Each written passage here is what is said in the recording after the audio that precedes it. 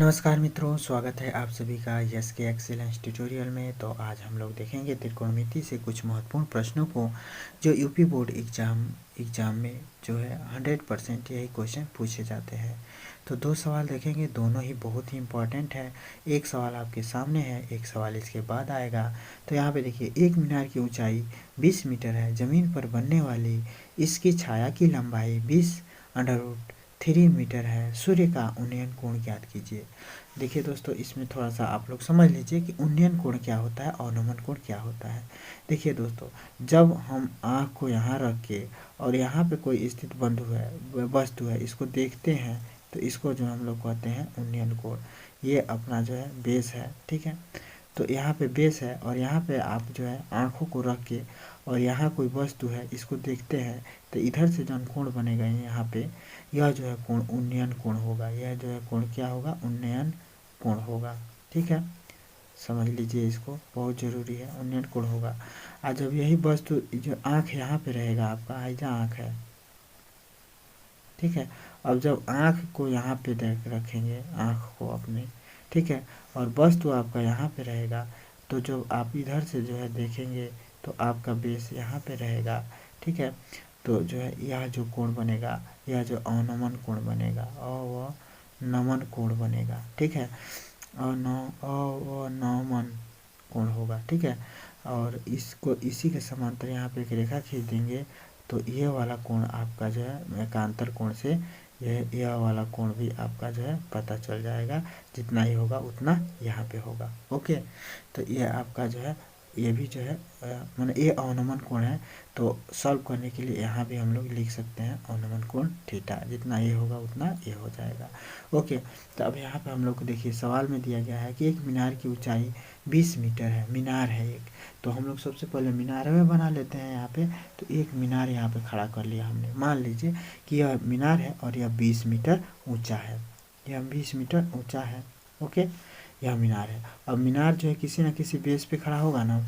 ज़मीन पर बनने वाली इसकी छाया की लंबाई, अब भाई मीनार है तो इसकी छाया देख रहे हैं, छाया बन रहा है ना, देख रहे हैं छाया है। तो छाया की लंबाई जो है यहाँ पे, छाया इसी पे ज़मीन पे ही बनेगा ना।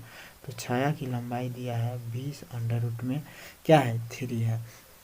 तो 20√3 जो है ये छाया की लंबाई हो गई, 20√3, ठीक है। तो कह रहा है कि सूर्य का उन्नयन कोण, तो मान लीजिए सूर्य कहाँ होगा, यहाँ पे होगा। तो सूर्य यहाँ पे होगा, तो यानी कि हम लोग यहाँ से जो है इस पर देखेंगे। उन्नयन कोण का मतलब क्या है कि नीचे बनेगा उन्नयन कोण, ठीक है, नीचे बनेगा। ये समझ लीजिए ऐसे है, ठीक है। तो उन्नयन कोण कहाँ से हमेशा बनेगा? यहाँ नीचे बनेगा, ठीक है। मैंने हम वस्तु को जो यहाँ से देख रहे हैं और सूर्य यहाँ पे है, तो यहाँ से देखेंगे सूर्य को, तो उन्नयन कोण कहाँ बनेगा? यहाँ पे। तो उन्नयन कोण हम लोग मान लेते हैं कि थीटा होगा। उन्नयन कोण कहाँ मान लेते हैं? थीटा मान लेते हैं, ठीक है। इसको नामकरण कर दीजिए ए बी, इसको कर दीजिए सी, ठीक है। ए बी सी एक आपका समकोण त्रिभुज हो गया, ठीक है। तो इसमें आपको दिया गया है मीनार की ऊंचाई, जो भी दिया है यहाँ पे हम लोग लिख लेते हैं, ठीक है। तो अब हम लोग को यहाँ पे दिया है, यह सवाल में जो है आप लोग को हमेशा दिया रहेगा, वो पॉइंट लिख लेना है। तो दिया है, क्या दिया है? मीनार की ऊंचाई, मीनार की ऊंचाई दिया हुआ है, मीनार की ऊंचाई दिया हुआ है। मीनार की ऊंचाई कितनी है? तो 20 मीटर है। ऊंचाई आपकी जो है 20 मीटर है, ठीक है। और यहाँ पे छाया की जो है लंबाई दिया हुआ है, छाया की लंबाई दिया हुआ है, यो लिख लेंगे। तो छाया की लंबाई 20√3 है, ओके। अब इसको हमको जो है थीटा का मान बताना है। तो देखिए दोस्तों, यहाँ पे आप लोग को पता होगा कि यह है समकोण त्रिभुज, और समकोण त्रिभुज के सामने की जो भुजा होती है, माने 90 डिग्री यहाँ पे बनेगा, और 90 डिग्री के सामने की जो भुजा होती है, ये फिक्स होता है कि ये हमेशा क्या होगा? तो कर्ण होगा, ठीक है, समकोण त्रिभुज में, ओके। और देखिए, और जिस थीटा के अकॉर्डिंग हम लोग देखेंगे, जिस थीटा के अकॉर्डिंग, जैसे कि हम लोग थीटा यहाँ पे लिए हैं, तो इस थीटा के अकॉर्डिंग माने यहाँ से हम लोग देखें इस थीटा के अकॉर्डिंग, तो इसके सामने की जो भुजा होगी वह जो हमेशा क्या होती है, लंब होती है। यह क्लियर करना बहुत ज़रूरी होता है, तो आप लोग इसको हमेशा जो है क्लियर कीजिएगा। कैसे? 90 डिग्री के सामने की जो भुजा होगी वह कर्ण होगी, थीटा के सामने की जो भुजा होगी लंब होगी, बाकी जो भुजा बचेगी वह आधार होगी। बाकी जो भुजा बचेगी वह क्या होगी, आधार होगी। यह थीटा बदल भी जाता है, कभी थीटा यहाँ भी आदमी मान लेता है, तो यहाँ अगर हम लोग थीटा मानते हैं तो इसके हिसाब से लंब ए हो जाएगा और आधार ए हो जाएगा। अगर इसको हम लोग थीटा मानते हैं कि यहाँ पे कोई कोण है, तो इसके हिसाब से देखा जाए तो लंब ए होगा, आधार ए होगा। कर्ण हमेशा फिक्स रहेगा। ओके, चाहे थीटा यहाँ बैठे चाहे थीटा यहाँ बैठे, कर्ण हमेशा फिक्स रहेगा कि इसके 90 डिग्री के सामने की जो भुजा होगी वह कर्ण होगी। इसको जो है आप लोग अच्छे से समझ लीजिए, ठीक है।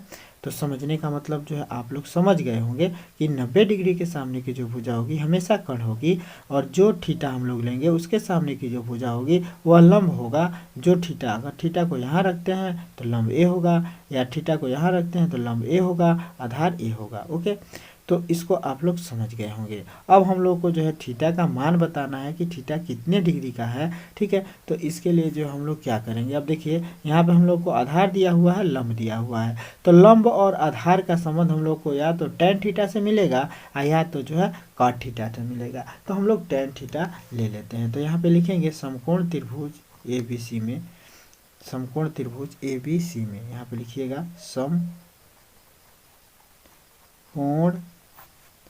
त्रिभुज ABC में, समकोण त्रिभुज ABC में हम लोग देखें तो पाइथागोरस प्रमेय से तो नहीं होगा, पाइथागोरस लगाने की जरूरत नहीं है, tan थीटा ले लेते हैं हम लोग, ठीक है। थीटा का मान बताना है तो यहाँ पे ले लेंगे समकोण त्रिभुज में ABC में tan थीटा बराबर, tan थीटा बराबर क्या हो जाएगा, तो लंब बटे आधार हो जाएगा। tan थीटा बराबर, याद रखिएगा, tan थीटा बराबर लंब बटे आधार होता है, ठीक है। तो लंब का मान यहाँ पे दे रखा है 20 और आधार का मान कितना दे रखा है, आधार का मान 20√3, यही ना दिया है, तो 20√3 दिया हुआ है, लंब बटे आधार दिया हुआ है, तो ठीक है। तो यहाँ पे 20/√3 हो गया, लंब बटे आधार बराबर 20/√3। अब 20 से हम लोग इस 20 को कैंसिल कर सकते हैं, तो बराबर क्या हो जाएगा, 1/√3। अब आप लोग को जो है यहाँ पे tan थीटा बराबर मिल रहा है क्या, tan थीटा बराबर मिल रहा है 1/√3, और 1/√3 आप लोग जो है सारणी में देखिएगा, अगर नहीं याद होगा तो जो है tan कितने डिग्री का मान जो है 1/√3 होता है। तो tan कितने डिग्री का मान 1/√3 होगा, आप लोग सारणी में देख सकते हैं, नहीं याद है तो tan tan 1/√3 कितने डिग्री का मान है, तो यह जो है tan 30 डिग्री का मान होगा। यह जो है tan 30 डिग्री के सामने हम लोग देखेंगे tan 30 डिग्री का मान होता है 1/√3। तो मैंने हम लोग इतना बराबर लिख सकते हैं tan 30, तो थीटा का मान जो है अगर हम लोग तुलना करें भाई, tan थीटा बराबर जो है tan 30 है, 1/√3 को लिख सकते हैं tan 30 डिग्री है। तो जब tan 30 से जब तुलना करेंगे tan थीटा से, तो tan से tan कट जाएगा और थीटा का मान 30 डिग्री बच जाएगा। तो थीटा का मान हम लोग को निकालना था, तो थीटा का मान कितना निकल गया, 30 डिग्री, ठीक है। तो यही जो है हम लोग का अभिष्ट उत्तर होगा। तो यहाँ पे हम लोग लिख सकते हैं कि अतः सूर्य का उन्नयन कोण जो है क्या होगा, तो जो है 30 डिग्री होगा। अतः यहाँ पे लिख दीजिएगा, अतः सूर्य का उन्नयन कोण, सूर्य का उन्नयन कोण 30 डिग्री है, यह आपका आंसर हो जाएगा। ओके, एक सवाल और देखते हैं जो कि यूपी बोर्ड एग्जाम के लिए बहुत ही इम्पोर्टेंट है, तो इसको देख लीजिएगा, थोड़ा सा समय निकालिए, ठीक है ना।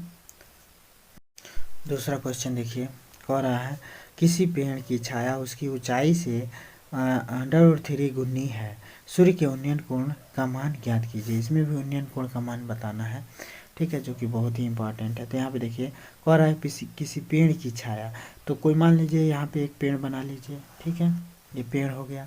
इस पेड़ का छाया जो है क्या है, इस पेड़ की छाया उसकी ऊंचाई से, किसकी ऊंचाई से, पेड़ की ऊंचाई से √3 गुनी है। तो मान लीजिए इसका छाया जो है यहीं पे बनेगा ना, ज़मीन पे ही ना बनेगा, ठीक है। तो यह जो है छाया हो गया। अब जो है छाया की जो हम लोग जो है पेड़ की ऊंचाई x मान लेते हैं, ठीक है। इसको इससे मिला देंगे, ठीक है, मिला देते हैं। तो ये आपका उन्नयन कोण बना, ठीक है। तो उन्नयन कोण को हम लोग थीटा मान लेते हैं, ये थीटा डिग्री है, ठीक है। अब यहाँ पे देखिए, ये इसको जो है ए मान लीजिए, इसको बी मान लीजिए, इसको सी मान लीजिए, ठीक है। तो यहाँ पे कहा जा रहा है कि जो पेड़ की जो छाया है ना, पेड़ की जो छाया है ऊंचाई से, यानी कि पेड़ की ऊंचाई से 3 अंडर रूट 3 जो है क्या है, गुनी है। तो मान लीजिए कि पेड़ की ऊंचाई जो है क्या है, माना पेड़ की ऊंचाई कितनी है, तो पेड़ की ऊंचाई माना कि यक्स है, हैं। तो जो है छाया की ऊंचाई कितनी हो जाएगी, छाया की लंबाई कितनी हो जाएगी।